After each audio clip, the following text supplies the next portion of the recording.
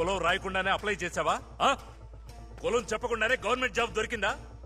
ఓహో, నువ్వు విప్లవకారుడువా? పోలీసులో విప్లవం తేవడానికి వచ్చావా? పోలీసుడికి విప్లవకారుడికి పొత్తు కుదరదు. ఉదయం ఒక్కడు కూడా నోరిప్పలేదు. నువ్వేంట్రా పెద్ద పోటుగాళ్ల మాట్లాడావు? అప్పుడే నిన్ను కొట్టి లాక్కెళ్ళిపోయి ఉండేవాణ్ణి. కమాండర్ ఉండడం వల్ల వదిలేశాను.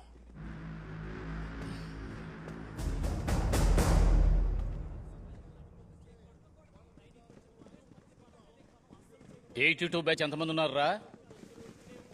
కోర్టులో కేసు వేసి పనికొచ్చిన వాళ్ళందరూ చేతులెత్తండి. 82 బ్యాచ్ చేతులెత్తండి. నేను చెప్పిన వాళ్ళందరూ బయటికి రండి. 1 2 3 4 5 6 7